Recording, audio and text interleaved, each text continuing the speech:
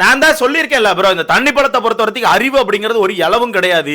தண்ணி பழம் வந்து தான் கரெக்ட், தான் மட்டும் தான் கரெக்ட்னு சொல்லி சுத்திட்டு இருப்பாரு. அவர்கிட்ட போயிட்டு அவர் பண்ற விஷயங்களை நீங்க ஏதாவது ஒன்று எடுத்து சொல்லிட்டீங்கன்னா டப்புன்னு தனக்குள்ள இருக்க ஈகோ ட்ரிகர் ஆகி ஆப்போசிட்ல இருக்க நபர் வந்து எவ்வளவு பெரிய ஆளா இருந்தாலும் சரி, எப்படிப்பட்ட ஆளா இருந்தாலும் சரி, அந்த ஆள் வந்து தனக்கு எவ்வளவு பெரிய சப்போர்ட் பண்ணியிருந்தாலும் சரி, அந்த நபரை கீழே போட்டு மிதிச்சு தரந்தாழ்த்தி தான் பேசுவார் அப்படிங்கறத நான் முன்னாடியே சொல்லிட்டேன். அந்த விஷயம் தான் நீங்க வீட்டுக்குள்ள நடந்திருக்கு. கனி அவர்களை பார்த்து நீங்க எஃப்ஜே கெட்டிப்பிடிச்சு சுத்துறீங்கல்ல, இதெல்லாம் நாகரிகமான்னு கேட்கிறாரு. இது எவ்வளவு பெரிய வார்த்தைங்க, இது எவ்வளவு பெரிய வார்த்தை. கனியக்கா வயசு என்ன, எஃப்ஜேக்கான வயசு என்ன?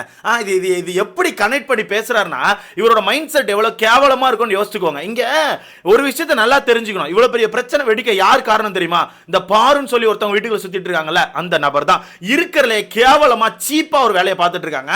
அந்த சண்டையை யூஸ் பண்ணி தான் குளிர் காஞ்சிக்கணும்னு சொல்லிட்டு தனக்கான பர்சனல் வெஞ்சன்ஸை உள்ள போட்டு நல்லா தீய மூட்டி விட்டு நல்லா திவாகரை ஏத்தி விட்டு பெரிய பிரச்சனை வெடிக்க வச்சுட்டு இப்ப தனக்கான பிரச்சனை கேட்டு முடிச்சு குளிர் காஞ்சிட்டு இப்ப எல்லாரையும் ஆப்போசிட் பண்ணிட்டு உட்கார்ந்து இருக்காங்க.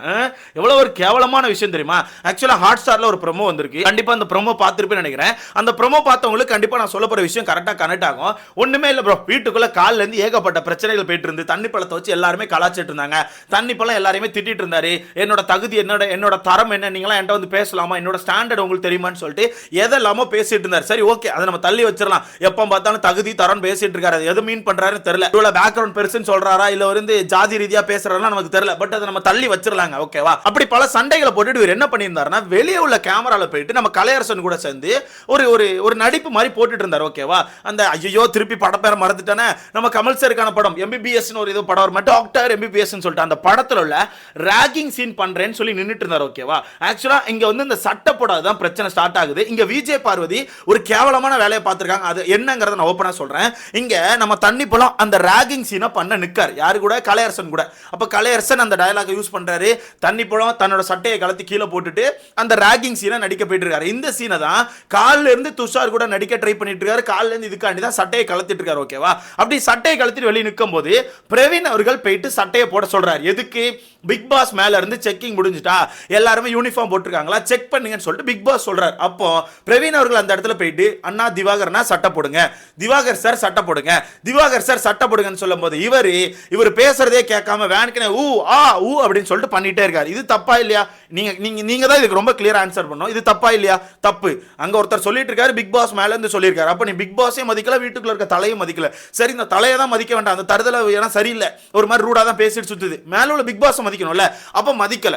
அப்ப அந்த இடத்துல திரும்ப நம்ம பிரவீன் சொல்லிட்டு பிரவீன் என்ன பண்றாருன்னா தண்ணி பழத்தை இடிச்சிட்டு தள்ளல. நல்லா அந்த ப்ரோமோ பத்தினா தெரியும், தள்ளல புடிச்சு தள்ளுறதுனா இது. அவர் என்ன பண்றாருன்னா இப்படி சைடா போய் இடிச்சுட்டு அந்த கேமரா போய் மறைக்கிறார். அண்ணன் சட்டை போடுங்க அப்படின்னு சொல்லிட்டு பிரவீன் அவர்கள் அந்த கேமராவை மறைக்கிறார். இதுல என்ன தப்பு இருக்கு? நீ பிக் பாஸ் சொல்றதை கேட்க மாட்டேன், உன் இஷ்டத்துக்கு சட்டையை கலத்தி போட்டு நடிக்கிறாங்க பாருல, கிறுக்குத்தனம் பண்ணிட்டு இருப்ப. பாக்குறவெல்லாம் பைத்தியக்காரனா? இல்ல நான் கேட்கிற பாக்குறலாம் பைத்தியக்காரனா? இவரில் என்ன பண்றாருன்னா புடிச்சு தள்ளிட்டார். பிரவீனை புடிச்சு தள்ளியாச்சு. பிரவீன் அந்த எட்ஜில் போய் விழுந்துட்டார். சரி ஓகே, இதை பத்தி நம்ம பழைய வீடியோல பேசிட்டோம், தள்ளி விட்டாச்சு. அது ஒரு பெரிய பிரச்சனை ஆயிடுச்சு. இந்த இடத்துல கனி அவர்கள் என்ன சொல்லுவாங்கன்னா, அண்ணா நீங்க நடிங்கன்னா பிரச்சனை இல்லை, சட்டையை போட்டு நடிங்க. ஏன்னா எப்போ பார்த்தாலும் சட்டை இல்லாம ஏதாவது பண்ணிட்டு இருக்கீங்க, வெளியே பாக்குறவங்க எல்லாம் கொஞ்சம் யோசிப்பாங்கல்ல, சட்டை போட்டு நடிங்க. நீங்க நடிக்கிறது பிரச்சனை இல்லைன்னா யாரும் எதுவும் சொல்ல போறது இல்லை, பட் சட்டை போட்டு நடிங்க. அப்படிங்கும் போது நம்ம அண்ணன் என்ன பண்றாருன்னா, நான் சட்டை இல்லாம நடிக்கிறதுல உங்களுக்கு என்ன பிரச்சனை கேட்காரு. ஓகேப்பா, இங்க கனி அவர்கள் சொன்ன தப்பு தான், அவரை போய் சட்டை இல்லாம நடிக்காதீங்கன்னு சொல்லி தப்பு தான். ஆனா இவர் காலையில இருந்து சட்டையை கலத்தி போட்டு 24 கேமரா முன்னாடி நிற்கும் போது கேட்கத்தான் செய்வாங்க. ஏன்னா பிக் பாஸ் ஒரு ரூல் போட்டிருக்காரு, இந்த வீட்டுக்குள்ள ஷர்ட் தனியா பேண்ட் தனியா போட்டு சுத்தக்கூடாது. ஏன்னா நீங்க வந்து அந்த லாக்கர் ரூம்ல போய் ட்ரெஸ் எடுக்கிறீங்களா, அப்ப உங்களுக்கு வெறும் சட்டை மட்டும் கிடைச்சா கூட கீழே வந்து யூனிஃபார்ம் போட்டுட்டு வெறும் சட்டையை மட்டும் கூட போட முடியாது. ஏன்னா இந்த யூனிஃபார்ம் நீங்க ஃபுல்லா போட்டு தான் சுத்தணும். அது பிக் பாஸ்க்கான ஒரு ரூல். அதனாலதான் காலையில இருந்து ஒரு சட்டை போட சொல்லிட்டே இருந்திருப்பாங்க. அதை மீன் பண்ணி கனி அவர்கள் சொல்லிட்டாங்க, சட்டை போடாம இருக்காதீங்கன்னு சொல்லி சொல்லிட்டாங்க. இது அவரால் ஏத்துக்க முடியாம தேவையில்லாம டபுள் கேம் விளையாடாதீங்க, என்னோட ஆக்டிங்கை பத்தி பேசாதீங்கன்னு சொல்லிட்டு கனி அவர்கள்ட்ட ஒரு மாதிரி சண்டையை போட்டு உள்ள போயிருப்பார். அதுக்கப்புறம் 2 ப்ரோமோ பார்த்திருப்பீங்க, வீட்டுக்குள்ள பயங்கரமான சண்டை வந்திருக்கும். இதுல தண்ணி பழம் ஒரு வார்த்தையை விடுறார். இது யாரு திருப்பி விடுறா தெரியுமா? அந்த சட்ட மேட்டர் திருப்பி விடுறது விஜய் பாரு. சட்டை போடாம நின்னால உங்களுக்கு என்ன பிரச்சனை, அவர் தனியா தான் நின்னாரு, சட்டை போடாம நின்னா உங்களுக்கு என்ன பிரச்சனைன்னு சொல்லிட்டு இந்த சண்டையை திருப்பி விடுறது விஜய் பாரு. அப்ப விஜய் பாரு சைடுல இருந்து திருப்பி விட நம்ம தண்ணி பழத்துக்கு என்ன ஆகுதுன்னா, ஓகே ஆமா நம்ம சட்டை போடாம நின்னா இவங்களுக்கு என்னன்னு சொல்லிட்டு அவர் அந்த சட்ட மேட்டரை பிடிச்சி வச்சுட்டு நான் அப்படித்தான் பண்ணுவேன், நான் சட்டை போடாம நின்னா உங்களுக்கு என்னங்க பிரச்சனை? நான் அப்படிதான் பண்ணுவேன். இது என்ன நாகரிகமா அநாகரிகமா? என்ன நீங்க நாகரிகம் அநாகரிகம் பத்தி பேசுறீங்க? கனியக்கா நீங்களாம் பேசவே கூடாது, நீங்களாம் பேச தகுதியே இல்லாதாலே என்ன பார்த்து சட்டை போடாதன்னு சொல்றீங்க, ஜட்டியோட நிப்பீங்களான்னு கேட்குறீங்கன்னு சொல்லிட்டு ஒரு டைலாக் விட்டுட்டு கனியவர்களை பார்த்து என்ன சொல்றாங்கன்னா, நீங்க நாகரிகமா நடக்கிறீங்களா, நீங்க எஃப்ஜே கட்டி பிடிச்சி சுத்துறீங்களா, அது நாகரிகமான்னு சொல்லி ஒரு டைலாக் வைக்கிறார். இது எவ்வளவு பெரிய தப்புங்க, இது எவ்வளவு பெரிய தப்பு. இந்த இடத்துல விஜே பாரு நாகரிகம் அநாகரிகம் சட்டையை போடுங்கன்னு சொல்லியிருக்காங்களா? இதே கேவலவாதி விஜே பாரு காலங்காலத்துல நம்ம தண்ணிப்பால வந்து துஷார் கூட சேர்ந்து சட்டை போடாம லிவிங் ஏரியா கேமரால நிற்கும் போது இவங்க என்ன பண்ணாங்க தெரியுமா? போயிட்டு அண்ணே சட்டை போடுனே டெம்டிங் ஆகுதுன்னு சொன்னாங்க. ஞாபகம் இருக்கா? லைவ் பார்த்தவங்களுக்கு தெரியும். சட்டை போடுனே ஒரு மாதிரி என்ன பண்ணுது அப்படின்னாங்க. ஞாபகம் இருக்காங்க? எவ்வளவு பேர் லைவ் பார்த்தீங்க? அப்ப அது என்ன அளவு பேச்சு? விஜய் பார்வதி இப்படியும் பேசுவாங்க இப்படியும் பேசுவாங்க. தேவைன்னா காலை பிடிப்பாங்க, தேவையில்லைன்னா காலை பிடிச்சி இழுப்பீங்களா? காலையிலே இதே விஜய் பார் தான் தண்ணி பழத்திட்ட போயிட்டு அண்ணன் சட்டை போடுறேன் சட்டை போட நிற்காதுனே ஒரு மாறு இருக்குனேன்னு சொல்றாங்க. அதுக்கு அங்க இருந்து வினோத் வந்து அவங்க என்ன சொல்றாங்க புரியுதா? நீ சட்டை போடாம நிற்கிறது அவங்கள ஒரு மாதிரி ஈர்க்குதான், ஒரு மாதிரி ஈர்க்குதான், நீ சட்டை போடுறேன்னு சொல்லிட்டு பிரவீன் அவர்கள் அந்த இடத்துல போய் சொல்லியிருப்பாங்க. அப்ப அது கரெக்டா? விஜய் பார் சொன்னது கரெக்டா? விஜய் பார் சொன்னது கரெக்டா? கனியவர்கள் சொன்னது கரெக்ட் தானே? இப்போ வாங்க, இப்போ சொல்லுங்க, விஜய் பார் காலையில் சொன்னது கரெக்டா? டெம்டிங்கா இருக்கு, இழுக்குது, அது கரெக்ட் என்ன? அது கரெக்ட். இது கேவலவாதிங்க விஜய் பார்வதி அப்படிங்கிற ஒரு நபர் இருக்கிறதுலே ஒரு கேவலமான ஒரு எச்ச வேலையை பார்த்துட்டு இருக்காங்க இந்த வீட்டுக்குள்ள. எச்சதான், லிட்டரலி எச்ச வேலையை பார்க்கறது. சொல்லிட்டு இப்போ இந்த சண்டையில போயிட்டு என்ன நாகரிகம், அவர் சட்டப்படாம இருந்தா உங்களுக்கு என்ன அநாகரிகமா, அவர் சட்டப்படாம தனியா தான் நின்றாருன்னு சொல்லி ஏற்றி விட ஆரம்பிச்சிச்சு. இந்த இடத்துல கனி அவர்களை பத்தி அப்படி சொன்னேன். கனி அவர்கள் ஒரு மாதிரி அழுது ரெஸ்ட் ரூம்குள்ள போயிட்டாங்க. இங்க அதுக்கப்புறம் தான் எஃப்ஜே சண்டைக்கு போறான், சபரி சண்டைக்கு போறான். இப்போ வீட்டுக்குள்ள யாருக்கு தண்ணி பழத்திட்ட போய் பேசினாலும் தண்ணி பழம் தான் கரெக்ட். அவர் என்ன ஸ்டாண்ட்ல இருக்காருன்னா நான் தான் கரெக்ட், நீங்க பேசுறது எல்லாமே தப்பு, நீங்க என்ன புரிஞ்சுக்காம பேசுறீங்கன்னு சொல்லிட்டு நின்று கத்திக்கிட்டே இருக்காரு. இது எப்படிங்க கரெக்ட்? இது எப்படி கரெக்ட்? நீ 24 சட்டையை கலத்தி, நீ சட்டையை போட்டு கலத்திக்கப்பா, பிரச்சனை இல்லப்பா, சட்டையை கலத்திக்க பிரச்சனை இல்லை. நீ ஆக்டிங் பண்றேன்னு கேமரா முன்னாடி பண்ணிட்டு இருக்கல, என்ன ஆக்டிங் பண்ற? கடந்து கத்துறத தவிர நீ என்ன ஆக்டிங் காமிச்சிட்ட? சட்டையை கலத்தி போட்டு தலைவர் ஆக்டிங்கா, தலைவர் ஆக்டிங்கா, என்ன இளவ நீ காமிக்கிற?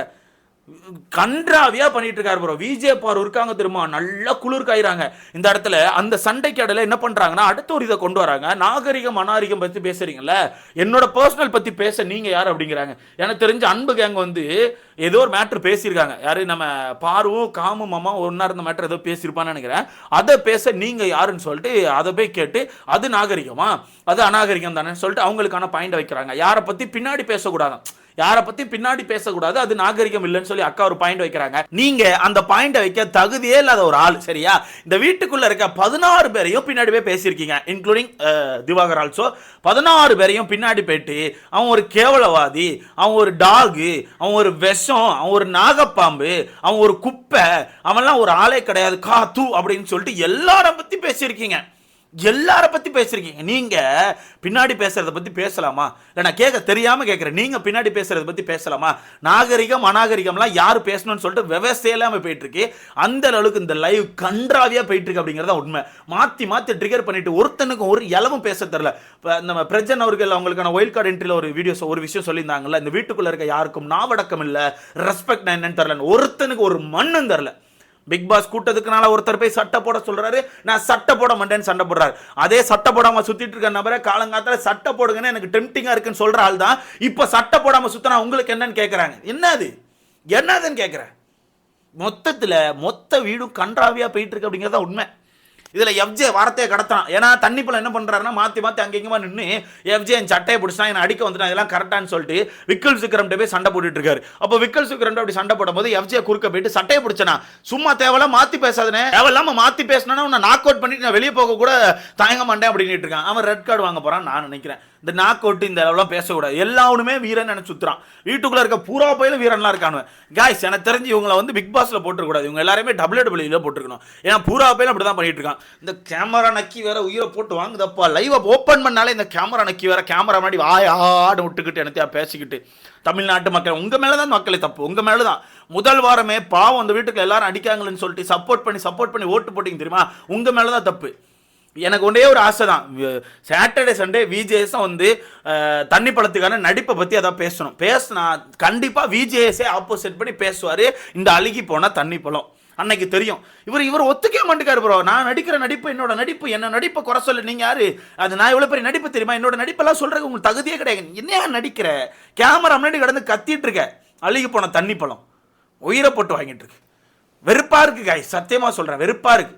விஜய் பார்வெல்லாம் பார்த்தா சத்தியமா சொல்றேங்க, லைவை மியூட் பண்ணிட்டு நான் பாட்டு உட்கார்ந்துருக்கேன், முடியல என்னாலலாம். ஒரு ரொம்ப கன்றாவியான வேலையை பார்க்குறாங்க.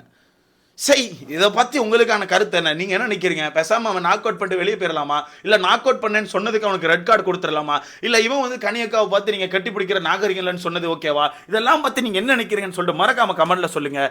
அடுத்த வீடியோவில் பார்க்கலாம்.